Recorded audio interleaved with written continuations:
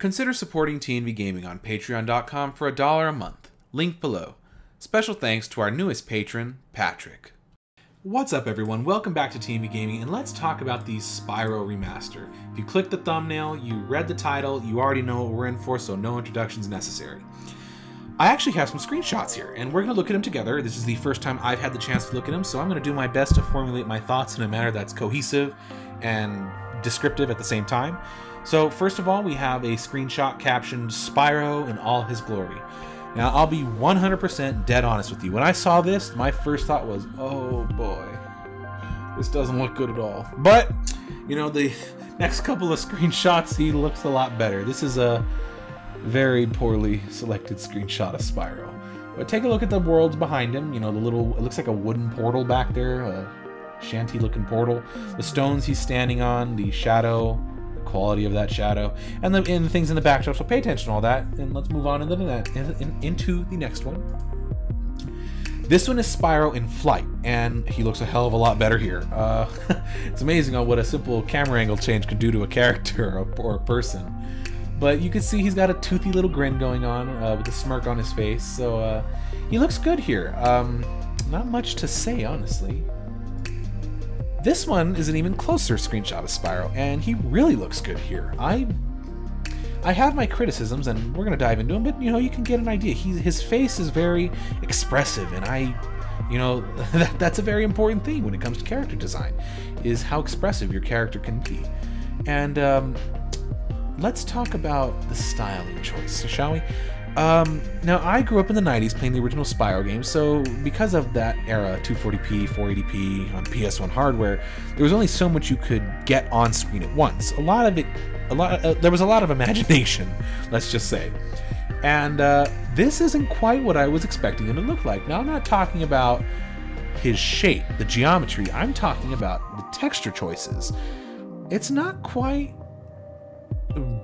bad, but it's not quite what I was expecting. Now, where am I getting? What was I expecting? You know, let me give you some reference material.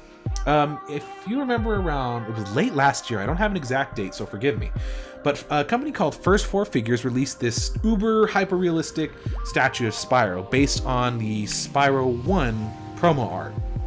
And it's Spyro in a classic cheeky little pose of his, and they went, like, the detail was incredible. He had scales, it's mostly the scales is what I'm getting at. Like, they were very, the texturing of this model, this statue was fine. It had very fine, subtle details everywhere. This is a little more, we'll say, DreamWorks, Sony Pictures Animation, that kind of style, if that makes any lick of sense. Not quite as hyper-realistic, more cartoony, though he does actually have scales, but they don't look like scales. It kind of looks like he has hives. I shouldn't say this, but he kind of looks like he has a skin condition, more so than he has scales. But, you know, rock on. You know, this is a style they chose. I can roll with it. You know, it's not quite what I was expecting, but that's okay. You know, this is their vision. I'm gonna roll with it to the best I can without bitching too much about it. We don't get to see much of the backdrop in this one, unfortunately, so let's move into the next one. I assume this is the same world. Now, full disclaimer, I did not grow up playing Spyro 1, so I'm as ignorant as can be when it comes to the knowledge and names of Spyro 1's worlds. But in this one, we could see some dynamic lighting happening. We see some sheens on the gold pieces of the rooftops, but something that strikes out to me, and I'm not sure if this is a conscious design choice or what, but some of the clouds look more realistic than others. You know, we can see the ones in the top center, real faded looking stratus clouds, and we see the big white ones that are more flat shaded, I guess you can say, which kind of makes them stand out. Now, I get it, they're clouds, you know, there's only so much you can do with a fucking cloud, but I don't know, maybe I'm nitpicking a little too much. And then the fog at the bottom of the screen here, really hyper realistic and transparent. Now, disclaimer, these images are 1500 by 844, so in an era where 4K, which is what I'm viewing these on, is the standard, there's a lot of upscaling going on here, so we're losing some details. This next image is Spyro in, I presume, the Dragon Realms, with Sparks blowing fire at a Nasty Nort character. This is where okay, this one I'm getting really critical of now. ignore the characters. I want you to focus more on the world itself. Look at the bridge in the top right. Look at the door, again, in the top right. And look at the blades of grass along the bottom, along the top left, top center. And look at the walls. Now, I don't see much of a distinction between the textures. Let's look at the Insane Trilogy for a second. There's a reason I'm playing this. When we look at the walls, we look at some of the floors, we see a clear distinction between the textures, and I don't mean like the PNG files they slapped onto the polygons. I'm talking about the literal texture of the walls. We see it. There's a clear distinction between the wall and the ice and the snow and the melted, where the melted snow where the rock is exposed. We see some clear distinctions. In this, I'm not really seeing that between the grass, between the walls, between the bridge, between the wooden doors. They all kind of look like clay. Does that make sense? Let's move on. There's more to see. This next shot is a behind the back shot. Spyro and Sparks in the Dragon Realms. And once again, I think you might see it a little better here. I can't see a distinction in the textures between the grass blades, the flowers, other little random weeds things they have, the clovers or whatever they have growing here, and the bricks on the wall, the mud that you can see from where the grass hangs over, and the castle in the back left. I can't make a distinction. And in general, it's so cartoony, it's almost off-putting. Now, as I previously mentioned, you can see Spyro's scales, and he looks blotchy as hell. I get it that they're meant to stand out, but they don't look like scales. They look like Spyro is suffering from a poor skin condition that his Sparks can't help him recover from. I don't know. It's 4:40 in the morning when I'm recording this, so forgive me if I'm delirious and it's not funny, but to me it looks like Spyro has a skin condition here. So, again, not bad. Let's move on to the next shot. Okay, so this one we see much more hyper-realistic dynamic lighting, and the world looks a lot better. I can see some distinctions between the grass blades now and the ground, and the clay walls and the rock base of this island, and the tiled ceiling tiles. I can see it, and the reds and the oranges and the yellows and the backdrop in the world, I assume is lava or it's sunset. It brings out the colors a lot more, and I like it. This looks good. Not much to say here. This next shot is Spyro in flight once again. A more interesting shot. He's kind of making a hard left turn out of here, away from that critter with the lightning in the background. We can actually see the hot air balloon. Now, if I remember correctly, now I didn't grow up playing Spyro 1, but I played it for like a blip of a second a while ago, and I didn't enjoy it too much. But I believe that balloon gets you from hub world to hub world.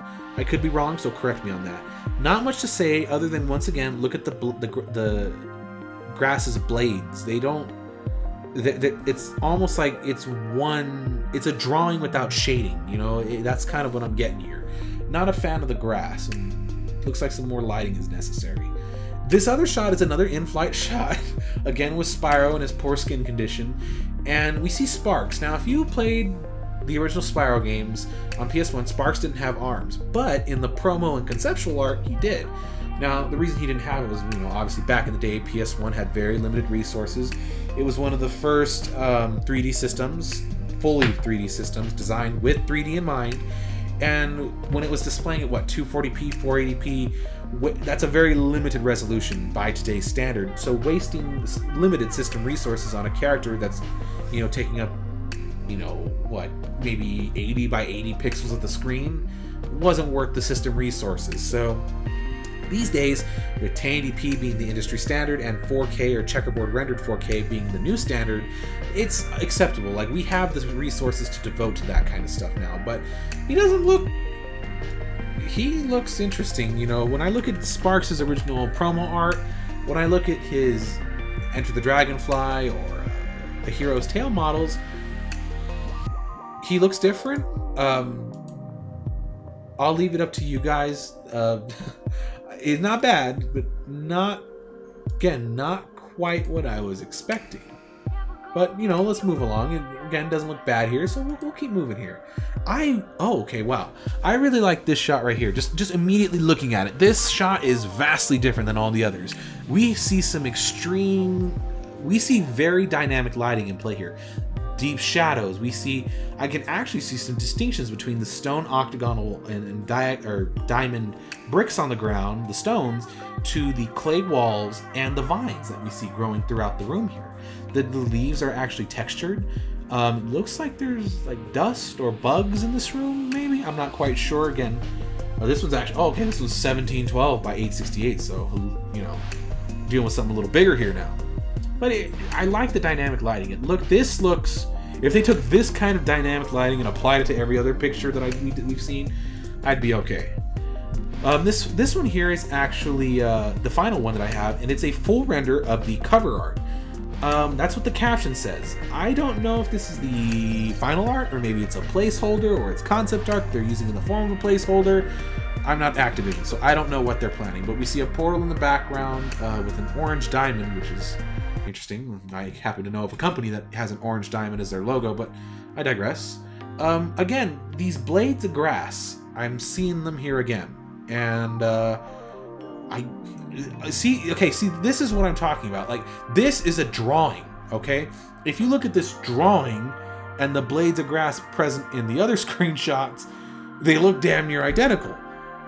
So this must have been a conscious stylistic choice. And I don't like it. This isn't, I mean, they're acceptable here because it's a drawing. I don't expect an artist to spend 12 hours on a single blade of grass, but in the final game, you know, I expect a little more than a 5-minute intern job to be done on the grass, especially since it's something we're going to be seeing, you know, throughout most of our play in the game.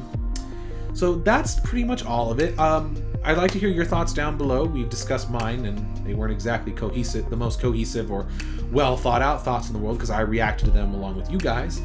And it's almost 5 a.m. at the time of this recording, so forgive me if my vocabulary choices aren't exactly up to speed.